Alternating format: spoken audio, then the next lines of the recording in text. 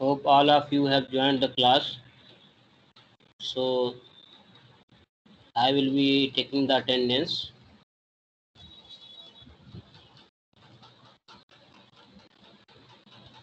At first, tell me who has joined newer in this class. One is Jyoti Singh. Yes, sir. And any other student?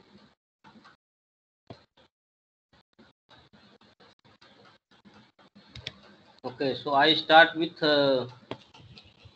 Abhijit Singh. Yes, sir. Present. Ajay Shukla. Yes, sir. Present. Albab Ali.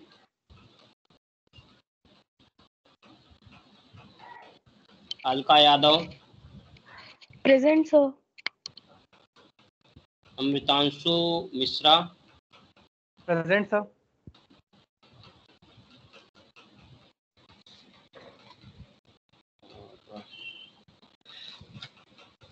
Gautam Kumar. Present, sir. Jyoti Singh. Present sir. आपका date of admission क्या है, उसके एक दिन की बाद date से यहाँ शुरू होगा आपका. डेट ऑफ एडमिशन क्या है? Sir date of admission sir याद नहीं, मतलब फर्स्ट राउंड में मेरा अलॉट हो गया था. अभी आपने सबसे पहले कौन सी क्लास किस दिन ज्वाइन की? सर मैंने फर्स्ट क्लास कल ज्वाइन की है.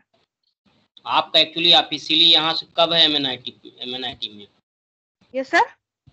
एमएनआईटी में ऑफिशियली कब से आपको क्लास लेने का डेट आ गया? सर मुझे क्या कहते हैं, कोई मतलब मेल वगैरह तो नहीं आया था, लेकिन मैंने कल से क्लासेस ज्वाइन की हैं. ठीक है. ऋषिराज. Present, sir. सत्यम तिवारी है क्या? नहीं है सर, वो छोड़ चुका है सर. वो एनआईटी वारंगल उसको मिल गया है, तो उसमें ओके ओके ओके ओके. तो यहाँ मैं लगा देता हूँ उसके सामने क्रॉस. ठीक है. Shivabind. Present, sir. Shivang Singh. Sir. Suchita Jain. Present, sir. Present, sir. Saumya Ranjan Kundu. Yes, sir. Surbhi Yadav, Tanvi Bansal, इनमें से कोई है? ठीक है. Vijay Kumar. Yes, sir. Vijay Rajotiya. Present, sir. Okay. Vipul Rajput.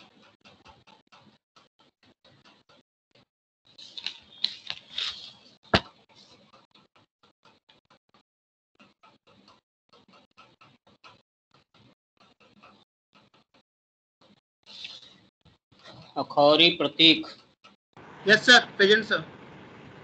अभिनीत खरे. Present, sir.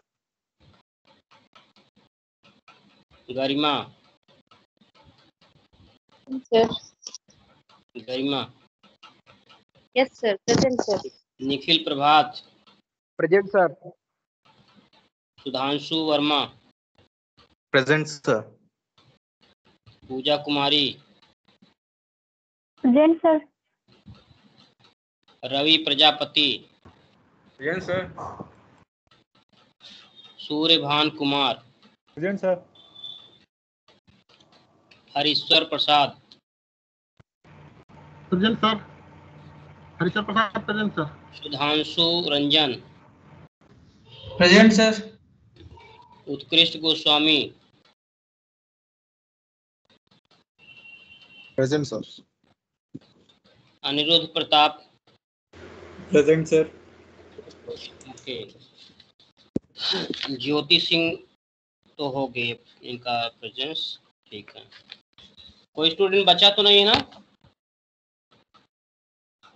अटेंडेंस होने से? ठीक है. So I am sharing the screen now.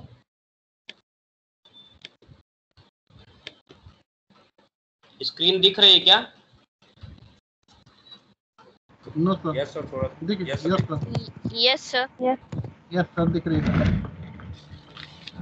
So I am again reviewing the same thing in previous class I had taken, because it is quite analytical. So once again I am covering it. So we have to study the electrical machines and do the machine analysis on that, mathematical analysis. So our objective is to establish the relation between various quantities in the machines, and such as an example of this is electromagnetic torque in terms of machine variables, and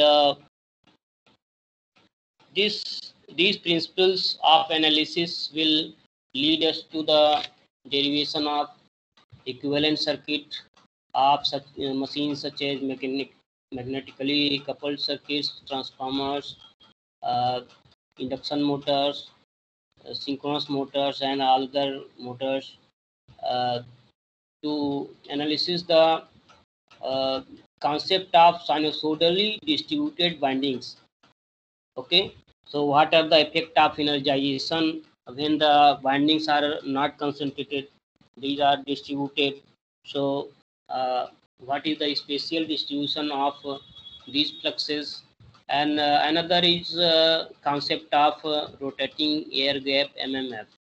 So when any MMF is rotated by using the switching of various windings and sinusoidal excitation, so what is the concept and the effect of these rotating MMF on the speed, torque, and all other variables? So next is the derivation of winding inductances, because in the all the machines there may be the varying air gaps, and as all the rotating electrical machine, there will be varying position and varying air gaps. So depending on that, the winding inductances may change. So our objective will be also to calculate these winding inductances. So first of this is our magnetically coupled circuit. So magnetically coupled circuits is generally a transformer is an example of this magnetically coupled circuit, which has two windings and one magnetic core. Magnetic core has the property that it has high permeability and low reluctance. Low reluctance means it will provide no obstruction to the establishment of the flux throughout the magnetic circuit, and the air has comparatively low permeability and high reluctance. So in air gap, we have the absolute permeability of 4.2 10 raised to power minus 7. So air or vacuum has absolute permeability of 4.10 raised to power minus 7. This is very low permeability. Okay, so high reluctance will be put to the fluxes. In the transformers and magnetically coupled circuits, the energy transfer occurs using the uh, magnetic core.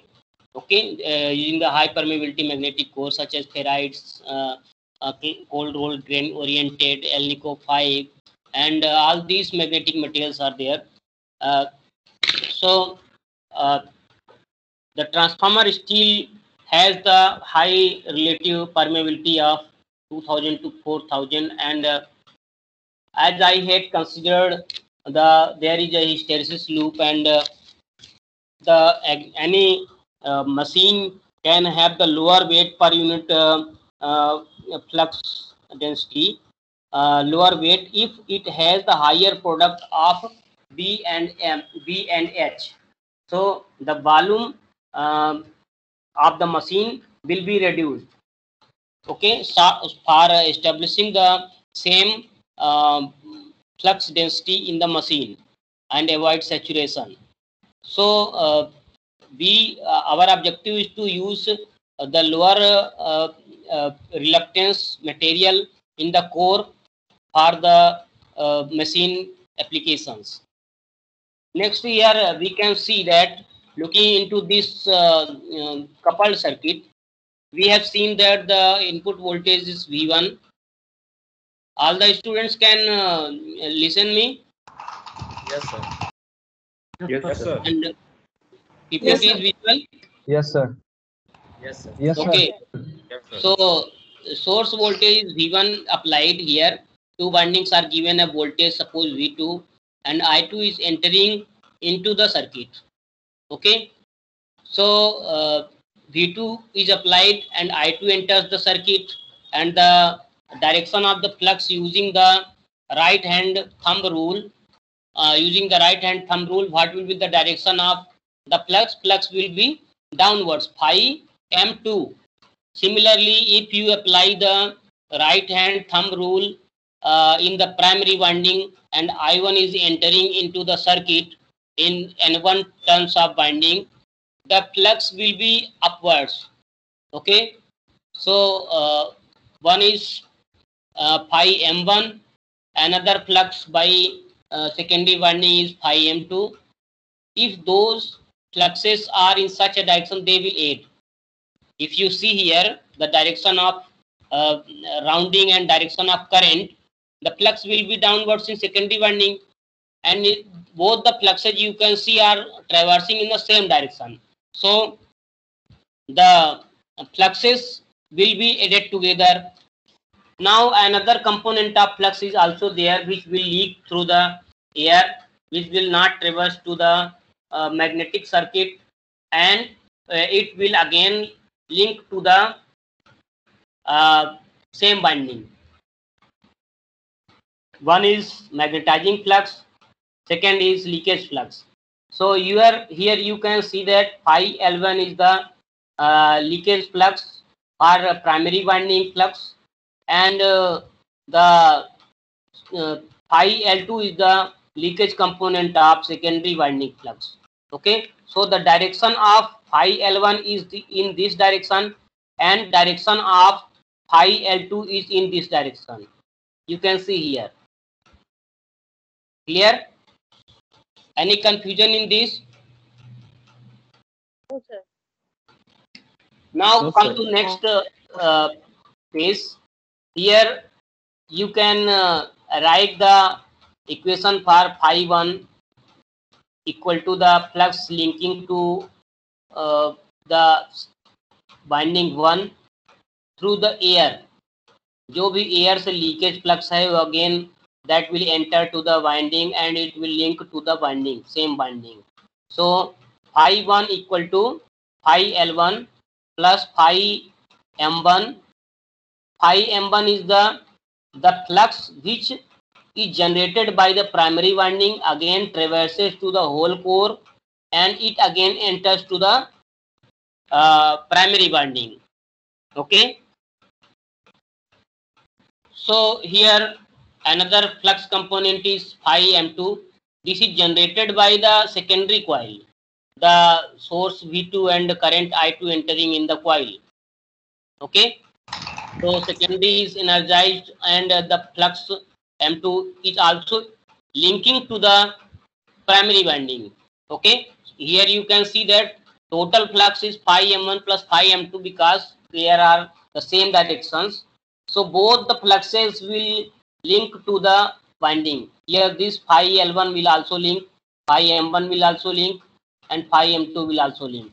Okay. So there are three components. Similarly, for winding 2, you can write phi L2 equal to phi 2 equal to phi L2 leakage flux plus both the fluxes which are traversing. If you consider that the winding current in secondary is I2, here V1 I1 is entering. However, if you assume that I2 is outside the circuit, outside the winding, then in that case what is the possibility? Phi 1 equal to phi L1 plus phi M1 minus phi M2. Clear? Similarly, if you write the equation for flux in secondary winding, then generated flux is the total leakage flux plus phi m2, that is flux generated by secondary winding, minus opposing flux that is coming opposite to the this phi m2. This is phi m1 which is opposite to phi m2. Okay, in this case when current I2 is outwards, phi m2 will be upwards and phi m1 will go downwards in this winding. So the total flux in this secondary winding will be phi L2 plus phi M2 minus phi M1. Clear? Now we write the voltage equation for these windings. This is vector V. Vector R, there are two vectors, one in matrix and one is in the linear algebra. Okay, तो उसमें जो vectors होते हैं rotating vectors और ये जिनमें एक angular position होती है, that is also a vector, and here the vector is matrix related vector. So here V equal to Ri. R is also R is a matrix of the order. Suppose we have 1 and 2 vectors here, two values V1 and V2, I1 and I2, then this will have the 2 by 2. Okay, V1 V2, and this is 2 by 2 matrix, and this is that vector of number of rows and columns. So 2:1 is this vector and 2:1 vector, this is 2:1 vector. अगर हम इसको column vector कह दें, ठीक है ना, दो element का कॉलम वेक्टर, तो there will be no necessity of writing 2:1. ठीक है, तो 3 एलिमेंट का कॉलम वेक्टर होगा तो I1 I2 I3 ऐसे. So for 2 elements, 2 windings coupled through the magnetic circuit, you can write the voltage equations like V1 equal to R1 I1 plus d lambda 1 upon dt. Similarly, for V2 you can write V2 equal to R2 I2 plus d lambda 2 upon dt. Okay, is this clear? Note कर लीजिए इसको.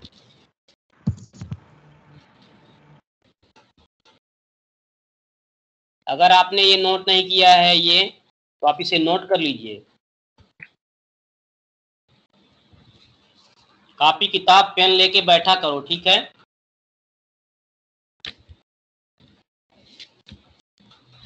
Hope I think you have noted it during the lecture. नहीं sir, आप speed में थोड़ा चलते हैं ना सर, इसलिए नोट नहीं कर पाते हैं. मैं तो कॉपी किताब लेकर बैठा रहता हूँ सर, लिखता रहता हूँ, लेकिन आपकी स्क्रीन तब तक मैं पूरा लिखूँ तब तक स्क्रीन आगे बढ़ जाती है. नोट करो.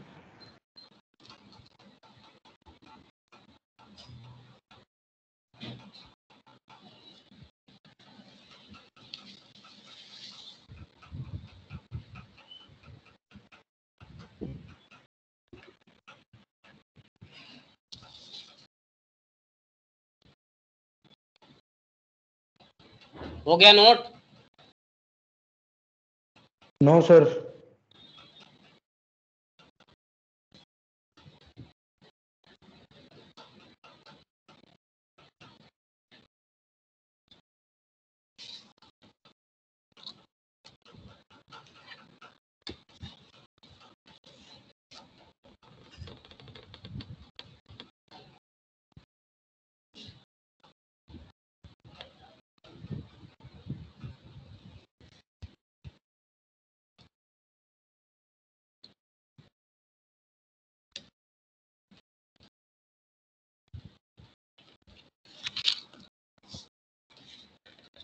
ठीक है, अब नोट हो गया होगा आपका.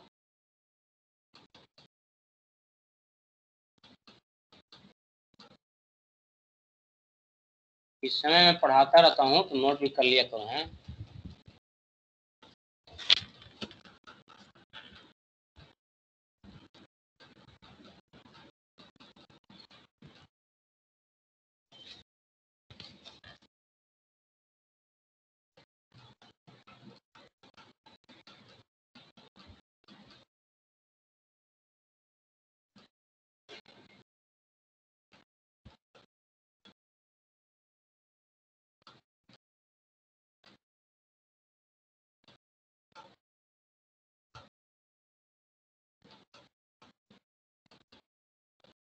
आगे बढ़े।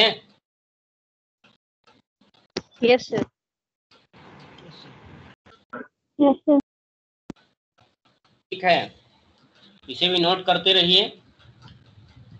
सो V1 equal to R1 I1 plus d lambda 1 upon dt। Similarly V2 equal to R2 I2 0 into I1 plus R2 into I2 plus d lambda 2 upon dt. So this is the voltage equation for both the windings. This is a very simple. Okay. The constant drop plus variable drop. Okay. Constant drop is depending on the thing. This is the resistance. So this is depending on the constant variable. Okay. जो भी current होगी और जो भी constant variable होगा तो उसके according constant drop हो जाएगी। However here the inductances may vary. Okay, and if the current is also variable, so inductance is termed as variable parameter. Okay, तो यहाँ पे अब हमको क्या करना है, our voltage equations can be completed if we can determine these lambda 1 and lambda 2 in terms of currents. Current के terms में हम अगर ये वैल्यूज निकाल लेते हैं तो पूरा जो वोल्टेज इक्वेशन है वो करंट के टर्म्स में हम रिप्रेजेंट कर सकते हैं। By measuring the current we can measure the voltages. Okay, तो जो भी लोड करंट लेगा प्राइमरी या सेकेंडरी में, उसके अकॉर्डिंग हम कैलकुलेट कर सकते हैं what should be the voltage. तो उसके लिए हमको क्या करना है, at first we take this equation for primary winding flux. Φ1 equal to Φ L1 plus Φm1 plus Φm2। Okay, these are three components, leakage and magnetising component of primary winding, magnetizing component of secondary winding. Okay, now if we multiply this by N1, then the total flux linkage of primary winding can be calculated.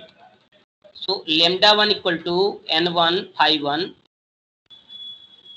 अब Φ1 की value ये है, तो N1 Φ L1 plus N1 Φm1 plus N1 Φm2, ये multiply हो जाएगा सभी में। क्लियर, क्लियर है ना? Yes sir. अब देखो Φ L1 मतलब जो लीकेज फ्लक्स है, तो टोटल जो भी एमएमएफ सेटअप हो रहा है वाइंडिंग के द्वारा, ठीक है, प्राइमरी वाइंडिंग के द्वारा जो भी एमएमएफ सेटअप हो रहा है, तो उससे लीकेज फ्लक्स कितना बनेगा, जितनी लीकेज रिलक्टेंस के हिसाब से। एमएमएफ तो जो भी बन रहा है, तो Φ L1 कितना होगा, N1 I1 divide by leakage reluctance of primary winding. तो प्राइमरी वाइंडिंग लीकेज रिलक्टेंस का मतलब कि उसके पास जो एयर है उसका रिलक्टेंस कितना है, जो जितना फ्लक्स एयर से पास हो रहा है। ठीक है, अब उसी को अगर हम देखें कि N1 इंटू Φm1, Φm1 मतलब total MMF primary winding, Rm1 मतलब जो भी primary winding magnetising reluctance face करती है। मैग्नेटाइजिंग रिलक्टेंस फेस करने का मतलब क्या, कि ये एक तो लीकेज हो गया, जो Rm है यहाँ पर रिलक्टेंस, RL1 रिलक्टेंस हो गई, लेकिन यहाँ इस वाइंडिंग के द्वारा जो ये पूरा फ्लक्स पाथ होता है, इसका मैग्नेटाइजिंग रिलक्टेंस Rm। ठीक है, Rm1 और Rm2 इक्वल टू Rm, एक ही मैग्नेटिक सर्किट दोनों वाइंडिंग्स के बीच में है, तो वो एक ही कहलाएगा। ठीक है, तो Φm1 equal to flux MMF by the primary winding divide by the reluctance faced by this MMF, magnetizing reluctance faced by this MMF। Clear. अब N1, अब यहाँ पे आप Φm2 देख रहे हैं, Φm2 is the flux setup by the secondary winding. तो secondary winding के द्वारा कितना फ्लक्स प्रोवाइड होगा, total MMF by the secondary winding divide by the reluctance of the circuit. जो ही पूरा उस कॉइल के द्वारा, सेकेंडरी कॉइल के द्वारा जितना भी फ्लक्स पाथ है, मैग्नेटाइजिंग फ्लक्स पाथ, उसका रिलक्टेंस आर एम है, तो total MMF by the secondary winding divide by the reluctance. ठीक है, क्लियर है इतना। ये फाई के लिए हमने NI/R किया हुआ है, ठीक ना। फाई मतलब क्या होगा, flux equal to MMF divide by reluctance. हमने प्रीवियस लेक्चर्स में बताया था आपको कि how the MMF and reluctance is related to similar to voltage and resistance. I equal to V/R जैसे होता है इलेक्ट्रिकल सर्किट में, ऐसे ही मैग्नेटिक सर्किट में होता है flux equal to MMF upon reluctance. ठीक है, in magnetic circuit reluctance is similar to resistance of electrical circuit, MMF is similar to the EMF of electrical circuit and flux is similar to current of electrical circuit. तो ये similarity है। तो ऐसे ही हम flux निकालना हो तो MMF divide by reluctance.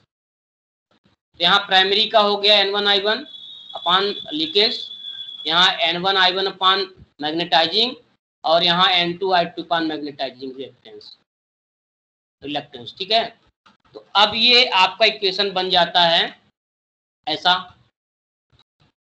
Clear है इतना। अब आप इसको अगर सिंपली लिखेंगे तो N1 square I1 upon reluctance of leakage reluctance of primary winding, ऐसे ही N1 square upon RM I1, ऐसे ही N1 N2 upon RM I2। अब यहाँ पे देखिए कि L11 इक्वल टू हम L11 प्लस LM1। ठीक है, अगर हम इसको रिलक्टेंस जो टर्म है N स्क्वायर अपॉन RL1, ये क्या रिप्रेजेंट करता है, जब डबल अलग नंबर ऑफ टर्न्स स्क्वायर हो और डिवाइड बाय रिलक्टेंस हो तो वो क्या इंडिकेट करता है, क्या इंडिकेट करेगा, इंडक्टेंस। हाँ इंडक्टेंस सर। ओके, तो यहाँ पे ये कौन सा हो गया है, LL1। ठीक है, ये N1 स्क्वायर अपॉन RL1, ये हुए LL1 लीकेज इंडक्टेंस। ठीक है, क्लियर। ऐसे ही प्राइमरी वाइंडिंग का magnetising inductance LM1, N1 square upon RM1 equal to N1 square upon RM, क्योंकि मैग्नेटाइजिंग सर्किट कॉमन है दोनों के बीच में, इसलिए RM है। ऐसे ही जो magnetising inductance of secondary winding है वो क्या कहलाएगा, N2 स्क्वायर अपॉन RM। ठीक है, अब ये जो टर्म आया है ये है L12, मतलब आपस में जो दोनों वाइंडिंग है उसकी आपस में जो करंट्स हैं, एक वाइंडिंग पर दूसरे करंट से जो इफेक्ट पड़ता है तो वहां पे म्यूचुअल इंडक्टेंस हो गए L12। ठीक है, this is the mutual inductance, this is self inductance of primary winding, this is mutual inductance of primary winding. मतलब सेकेंडरी करंट के द्वारा प्राइमरी पे क्या इफेक्ट पड़ रहा है उससे वो म्यूचुअल इंडक्टेंस हो गया। तो mutual inductance is given by N1 N2 upon RM। Okay, ये हम इतना जूम कर लिए। हमारा जो इक्वेशन है वो क्या होता है, LL1 plus LM1 I1 plus L12 I2। Clear है, ये कैसे आया, हमने इसकी वैल्यू रख दी LL1 LM1, दोनों में I1 है, इसलिए ये हो गया LL1 प्लस LM1 I1। दूसरा क्या है N1 N2 I2, इसको हम L12 I2 मान लिए। ठीक है, यहाँ पे L12 इसका वैल्यू रख दिए तो हमारा क्या होगा, ये L12 I2। क्लियर है इतना।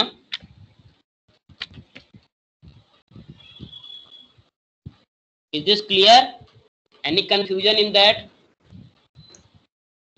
No, sir. No, sir. No, sir. नहीं समझ में आ रहा है तो बता देना, सिंपल है। हमने सबसे पहले फ्लक्स लिया, फ्लक्स में N1 का मल्टीप्लिकेशन किया, फ्लक्स जो भी है, लीकेज फ्लक्स है, मैग्नेटाइजिंग फ्लक्स है, उसके हिसाब से उसका जो फार्मूला होता है NI/RM वो कर लिए, ठीक है। N1I1 प्राइमरी का हो गया, N1I1 प्राइमरी का हो गया, अपन RM हो गया मैग्नेटाइजिंग, अपन RL1 हो गया ये हो गया लीकेज, ऐसे ही सेकेंडरी का हो गया। तो यहाँ पे रखेंगे, फिर यहाँ N1 N2 आ जाएगा, ये आ गया हमारा। तो LL1 plus LM1 I1 plus L12 I2, यहाँ तक समझ में आ गया होगा। ऐसे ही हम कैलकुलेट करेंगे इसको कैलकुलेट करेंगे सर लैम्डा 2 को।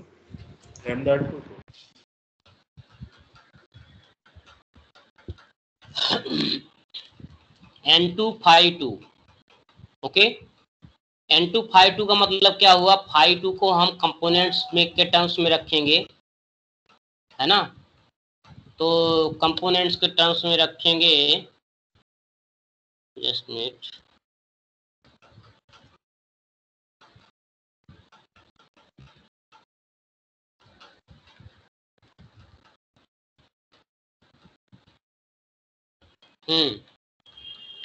तो N2 into phi L2, N2 into phi M1 plus N2 into phi M2, कितने कंपोनेंट है ये, 3 component, okay. N2 multiplied by phi 2 means N2 into phi L2 plus phi M1 plus phi M2, सभी में N2 का multiplication हो गया। Similarly अब इसमें भी वही करेंगे। phi L2 का मतलब हुआ कि सेकेंडरी वाइंडिंग का लीकेज फ्लक्स, सेकेंडरी वाइंडिंग का लीकेज फ्लक्स मतलब सेकेंडरी वाइंडिंग का MMF divide by leakage path का रिलक्टेंस, है ना। तो लीकेज पाथ का रिलक्टेंस क्या हुआ, RL2, यानी आप कहाँ का निकाल रहे हैं, जो टोटल फ्लक्स है वो आप यहाँ का निकालना चाह रहे हैं। तो टोटल जो MMF होगा और divide by the reluctance of this path, ठीक है। तो वो निकालेंगे तो phi L2 निकलेगा, क्लियर। ऐसे ही phi M1 तो आपको पता ही है N1I1/RM, और यहाँ phi M2 का मतलब N2I2/RM, reluctance of secondary total MMF divide by total reluctance, clear है।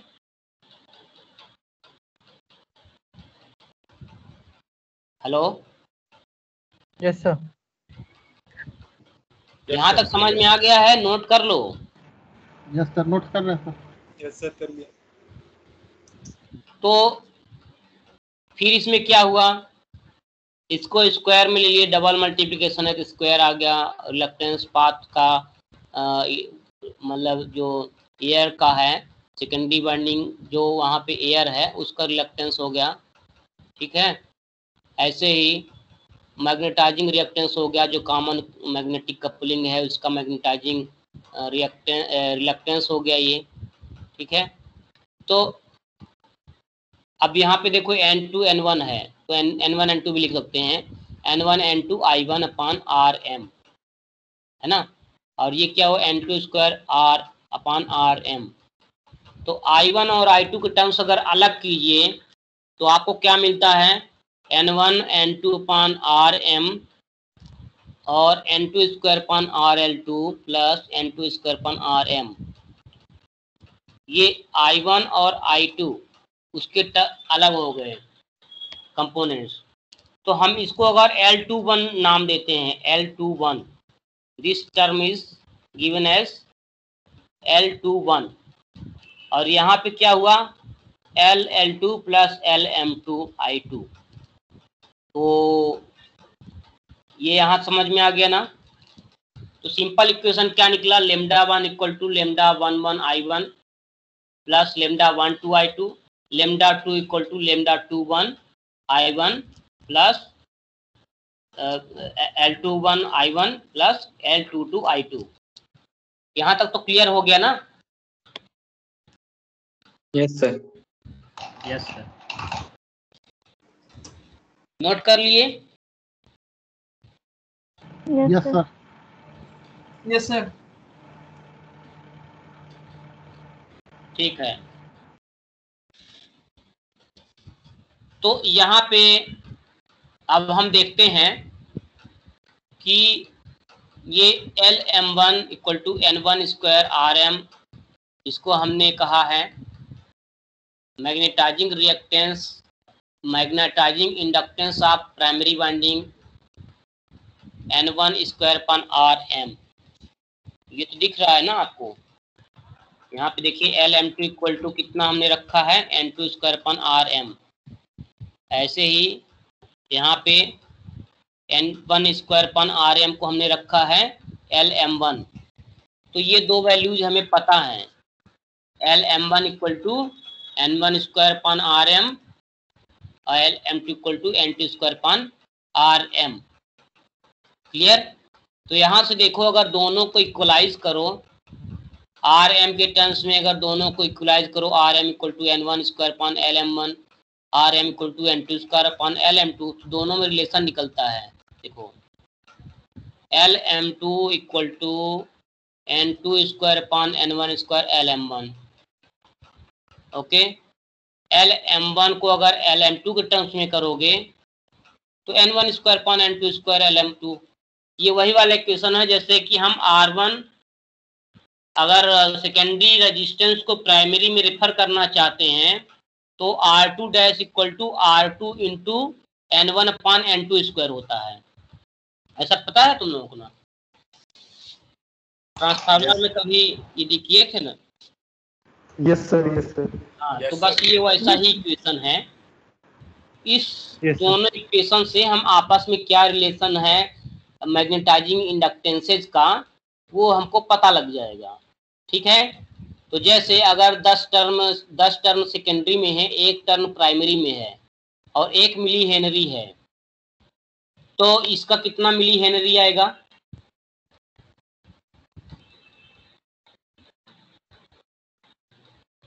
सिमिलरली 100 आएगा सर। ऐसे ही अगर इसमें LM1 को अगर LM2 के टर्म्स में निकालें, इसका अगर 100 मिली हेनरी है और ये 1/10 का स्क्वायर, तो ये 1 मिली हेनरी आ जाएगा। मतलब हम यहाँ पे नंबर ऑफ टर्न्स हमें रेशियोज पता है, अगर एक की हमें इंडक्टेंस मैग्नेटाइजिंग इंडक्टेंस पता है, जब हम उसको रेफर करना चाहेंगे, ठीक है, प्राइमरी साइड या सेकेंडरी साइड, तो हम रेफर कर सकते हैं। L ये प्राइमरी है, इसको सेकेंडरी साइड रेफर करेंगे तो इतना वैल्यू आएगा। ठीक है, ऐसा। तो अब देखिए यहाँ पे आप ये देख सकते हैं कि L12 इक्वल टू L21, ये जो म्यूचुअल इंडक्टेंस है ये कैसे रिलेटेड है? N1 N2 upon RM। ये तो पता है आपको, हमने बता ही दिया था। यहाँ पे हमने जब इसके लिए रखा था, ये देखिए N1 N2 upon RM I2, तो यहाँ पे हमने क्या रखा था कि दूसरी वाइंडिंग के कारण जो पहली वाइंडिंग पर इफेक्ट पड़ता है वो है L12। ऐसे ही यहाँ पे एक है, ये वाले में जो पहली वाइंडिंग के कारण दूसरी वाइंडिंग पे इफेक्ट पड़ता है L21। तो यहाँ दोनों बराबर हैं, N1 N2 upon RM, मतलब म्यूचुअल इंडक्टेंस दो वाइंडिंग ट्रांसफार्मर के लिए बराबर है, कॉमन है। ठीक है, अगर इसको हम इसके टर्म्स में रिप्रेजेंट करें कि RM की वैल्यू हम यहाँ से रख दें,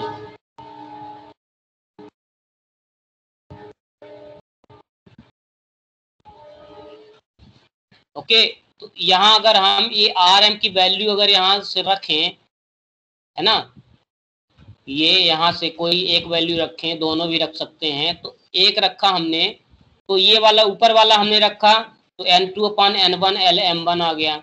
अगर हम नीचे वाले को रखते हैं RM की वैल्यू, तो हमारा N1/N2 LM2 आ गया। क्लियर है? तो mutual inductances in terms of magnetising inductances, self magnetising inductances, जो भी बाइंडिंग का सेल्फ मैग्नेटाइजिंग इंडक्टेंस है उसके टर्म्स में म्यूचुअल इंडक्टेंस क्या होगा, वो that will depend on the number of turns. यहाँ से ये क्लियर है, इसको नोट कर लीजिए, इसको आप दोबारा पढ़ लेंगे अच्छे से समझ में आ जाएगा।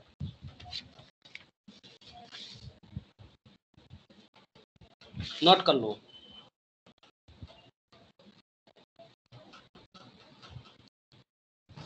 नोट हो गया सर। ठीक है, तो आगे बढ़ते हैं। यहाँ तक तो आपको पता हो गया। वही जो इक्वेशन हमने रखा था उसको यहाँ पे L21 L12 को हमने ऐसे रख दिया।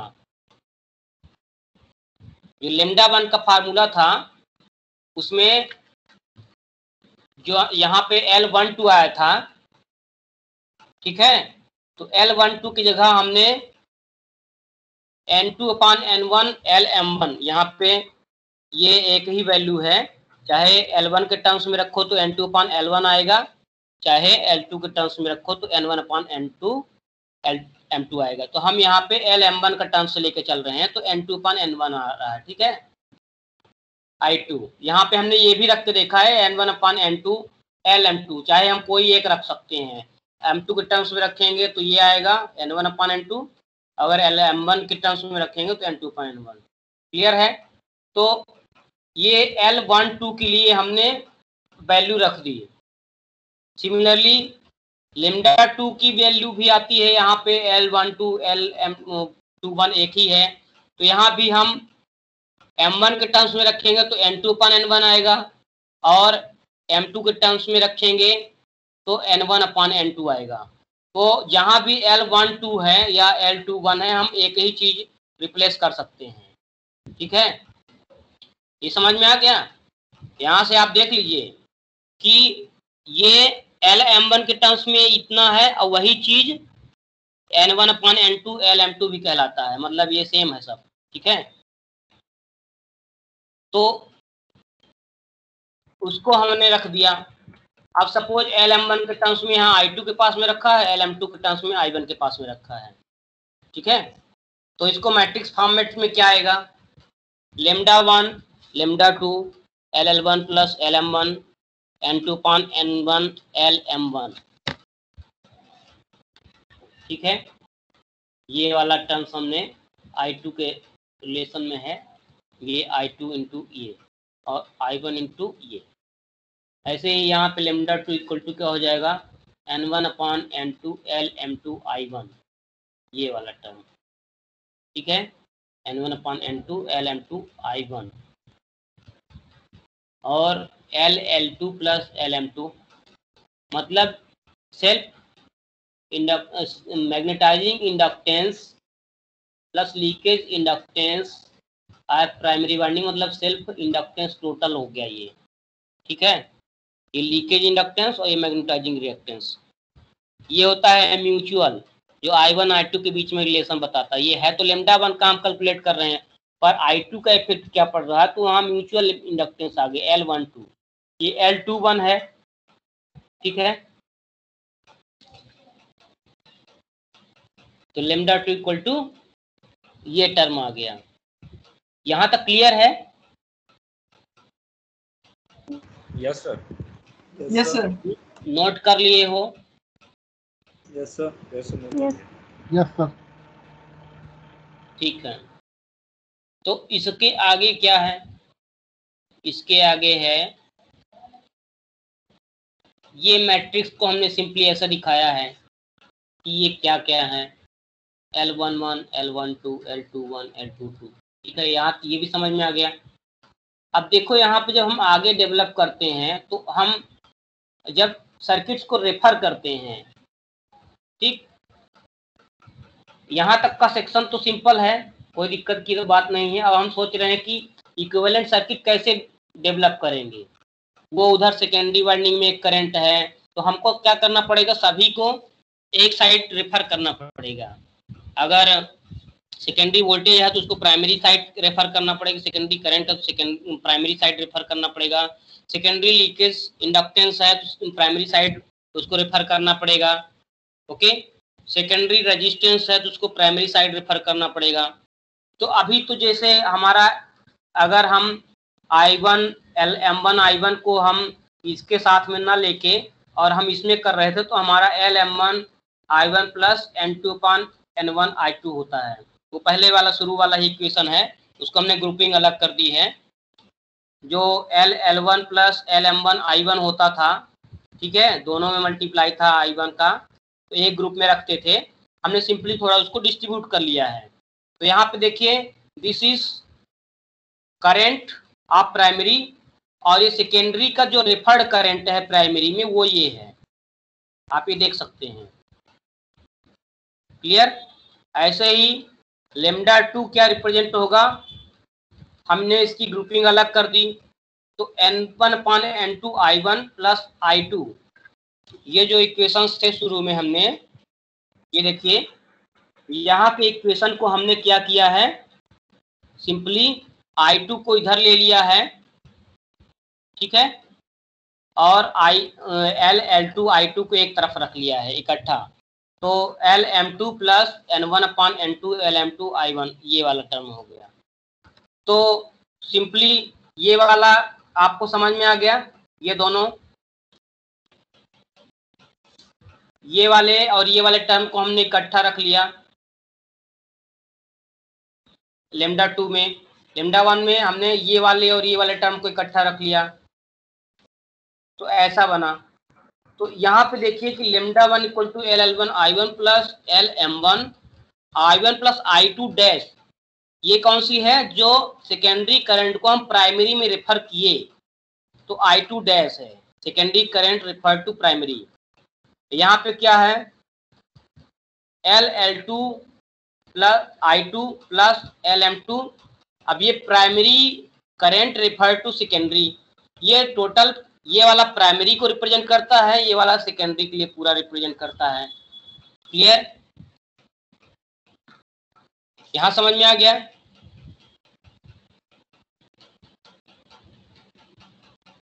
Hello, yes sir. Yes sir. नहीं समझ में आया तो पूछना है। तो सिंपल है, ये हमने ग्रुपिंग अलग कर दी और उसमें हमने जो N1/N2 वाला टर्म से रेफर्ड करंट हो गए, तो I1 में N1/N2 का मल्टीप्लाई करते हैं तो चली जाती है कौन सी, सेकेंडरी में रेफर हो जाती है। ऐसे होता है ना कि टोटल जो NI होता है ट्रांसफार्मर में वो कांस्टेंट रहता है, तो N1 I1 equal to N2 I2 है ना, तो I1 equal to N2/N1 I2 और I2 लेंगे तो N1/N2 I1, ये होता है ना, क्योंकि जो number of turns into current, ये क्या होता है, MMF, total MMF in primary and secondary transformer में कांस्टेंट होता है। तो NI जो है ये MMF है, N1 I1 upon N2 I2 equal to 1 होता है। तो ये रेफर्ड करंट है प्राइमरी का सेकेंडरी में, ये है सेकेंडरी का प्राइमरी में रेफर्ड करंट, ठीक है ना। तो हमने रेफर्ड करंट को डैश से लिखा है, तो यू कैन सी हियर, ये है I2 dash equal to N2/N1 I2, I1 dash equal to N1/N2 I1 dash I1, ठीक है। This is primary current referred to secondary, this is secondary current referred to primary. अब यहाँ पे देखिए एक MMF का जो रेफरिंग होता है, सॉरी जो टोटल फ्लक्स लिंकेज जो रेफर होता है, that depends on the voltage, ठीक है। Flux linkage, total flux linkage setup in the coil depends on the in terms of voltage. तो उसका जो रेफर होता है λ2 इंटू N1/N2, ये तो इसका फार्मूला होता है। अब आप ये देखिए पहली वाइंडिंग के लिए तो ये इक्वेशन हो गया, पर अगर हम दूसरे सेकेंडरी वाइंडिंग को हम प्राइमरी वाइंडिंग में जो फ्लक्स है, फ्लक्स लिंकेज, उसको रेफर करना चाहते हैं, तो lambda 2 dash that is refer to primary, ये तो प्राइमरी का खुद का हो गया, जो सेकेंडरी से रेफर होता है प्राइमरी में, हम क्योंकि यहाँ इक्विवेलेंट सर्किट डेवलप करना चाह रहे हैं तो हम सब एक तरफ लेंगे, ये प्राइमरी वाइंडिंग का तो खुद का हो गया पूरा, लेकिन जो सेकेंडरी वाइंडिंग में फ्लक्स लिंकेज वगैरह हैं उसको हम प्राइमरी में रेफर करेंगे तो क्या आएगा, तो लेमडा 2 डैश n1/n2 लेमडा 2। अब ये n1/n2 और लेमडा 2 का पूरा फार्मूला रख दीजिए यहाँ पर, lm2 I1 dash plus I2, clear है। अब इसको अगर आप करेंगे तो देखिए, इसको अंदर लीजिए, तो अगर हम n1/n2 स्क्वायर करेंगे तो एक n2/n1 हमको मल्टीप्लाई करना पड़ेगा, तब जाके ये n1/n2 बस बचेगा, ये n1/n2। तो हमने क्या किया, n1/n2 the square LL2 into n2/n1 I2, तो ये एक टर्म हो गया पूरा। ऐसे ही यहाँ भी हमने किया, क्लियर। तो ये हो गया L2 dash LL2 dash refer to primary, ठीक है, secondary leakage inductance refer to primary, ऐसे ही secondary current refer to primary, ये हो गया, ये n1/n2 LM2, ये हो गया n1/n2 स्क्वायर LM2, ये है LM1 जो सेकेंडरी मैग्नेटाइजिंग इंडक्टेंस को हमने जब रेफर किया प्राइमरी में तो आ जाता है LM1। और ये हो गया, ये इतने को हम अगर रेफर करेंगे तो क्या हो जाएगा, इसको रेफर करने पर ये हो जाएगा I1 प्लस I2 का रेफर्ड, मतलब कामा हमने किया I1 डैश प्लस I2 का रेफर्ड वैल्यू, इसका रेफर्ड वैल्यू मतलब क्या हो गया कि I1 प्लस I2 डैश हो गया। I1 तो खुद ही रेफर्ड थी, I1 डैश तो खुद ही रेफर्ड वैल्यू था, और रेफर्ड को हमने फिर दूसरे साइड रेफर्ड कर दिया, तो वो n1/n2 मान लो यहाँ पे हम कर दे तो क्या हो जाएगा, तो वही हुआ कि रेफर्ड करने के बाद फिर से हम दूसरे साइड रेफर्ड किए तो वही वैल्यू आ जाएगी, तो I1 plus I2 dash, clear है। I1 डैश प्लस I2 को हमने यहाँ n2/n1 करके रेफर किया, तो एक तरह से ये हो गई I1 dash plus I2 dash का रेफर्ड वैल्यू। अब इसका रेफर्ड ऑलरेडी जो रेफर्ड ही है उसको हम फिर से रेफर करेंगे दूसरे साइड, तो वो वही वैल्यू आ जाएगी I1 प्लस I2 डैश। तो यहाँ पे हम देख सकते हैं कि lambda 2 dash equal to LL2 dash I2 dash plus LM1 I1 plus I2 dash, ठीक है। और ये वाला क्या आ गया, LL1 I1 plus LM1 I1 plus I2 dash. अब आप देखिए कि यहाँ पे क्या है, ये LM1 I1 plus I2 dash और यहाँ LM1 I1 plus I2 dash, ये देखिए एक ही चीज है, ठीक है, clear. Yes sir. Yes sir.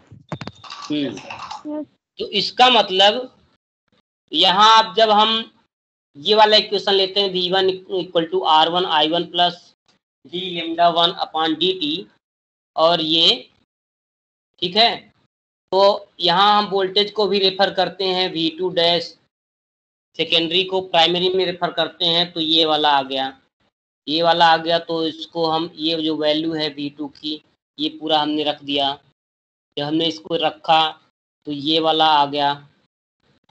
कैसे, यहाँ जब हम स्क्वायर में करेंगे, देखो रेजिस्टेंस इंडक्टेंस में सब में स्क्वायर में आएगा, तो स्क्वायर में करने के लिए एक बार हमको और मल्टीप्लाई करना पड़ेगा, क्योंकि ये तो एक ही है इसलिए n2/n1 फिर यहाँ मल्टीप्लाई करना पड़ेगा। तो I2 डैश ये हो गया R2 dash plus d lambda upon dt, ये हो गया। और इसकी वैल्यू हमें पता है जो हमने निकाला था वो पिछले इक्वेशन में, तो ये यहाँ पे ये वैल्यूज आ गई, ठीक। इतना समझ में आ रहा है, d है तो d बाई dt हम यहाँ पे किए हैं, यहाँ पे d बाई dt है, यहाँ पे d बाई dt है। तो V2 dash equal to R2 dash I2 dash plus LL2 dash d I2 dash upon dt plus LM1 di1 dash upon dt di1 upon dt plus di2 dash upon dt, ये निकला। और v1 क्या निकलेगा, r1 i1 plus वही है जो पहले equation था, डी लेमडा वन का फार्मूला हम रख देंगे, वो तो सिंपल वही आएगा, लेमडा वन अफेक्टेड नहीं है तो हम प्राइमरी में पूरा रेफर कर रहे हैं, सिर्फ हम सेकेंडरी वैल्यूज को हम रेफर कर रहे हैं। तो ये जो इक्वेशन है वो ये आ गया, ठीक है। तो आप देखिए कि क्या इक्वेशन बना, प्राइमरी जो v1 है equal to r1 i1 plus LL1 di1 upon dt plus, अब ये दोनों secondary referred current to primary I2 dash, ये भी इसमें एंटर होगी, ये भी इसमें एंटर होगी, तो LM1 और d upon dt I1 plus I2, ये वोल्टेज इक्वेशन है इसलिए डेरिवेटिव है यहाँ पर। अगर लेमडा का इक्वेशन होता तो डेरिवेटिव ना होता, LL1 I1 होता। तो यहाँ पे ये चीज़ आपको समझ में आ गया। और अगर हम V2 के टर्म्स में लेते हैं, V2 डैश के टर्म्स में, V2 डैश एक्चुअली ये बाय मिस्टेक है, तो V2 डैश अगर हम लेते हैं यहाँ पे तो ये क्या आएगा, LL2 dash I2 dash R2 dash I2 dash, ये हो गया, ठीक है, di2 dash upon dt plus R2 dash I2 dash plus LM1। अब वही चीज़ यहाँ पे सो रही है, पूरी सर्किट है क्लोज लूप सर्किट, मतलब एक हम पास में मेश में ले रहे हैं, ये हो गया सोर्स इक्वल टू ये पूरा ड्राफ्ट, तो LM1 d upon dt I1 plus I2 dash, ठीक है। तो अगर हम ये वाले टर्म को हम इससे निकाल लेते हैं, तो V2 minus LL2 dash di2 dash upon dt minus R2 dash I2 dash, ये वाला हो गया। तो हम एक ही में रख दिए, तो V1 equal to R1 I1 plus LL1 di1 upon dt plus V2 dash minus R2 dash I2 dash minus LI2 dash LL2 dash di2 dash upon dt, ये हमारा फाइनल हो गया। And here the end of the lecture. And any confusion? What were our objective? Our objective was to develop an equivalent circuit of the magnetically coupled two windings. ठीक है? Any question? Any queries?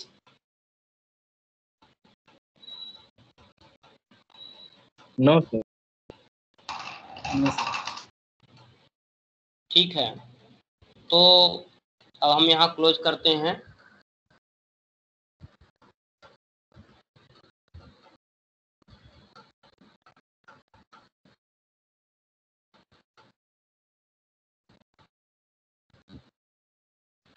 Hello sir.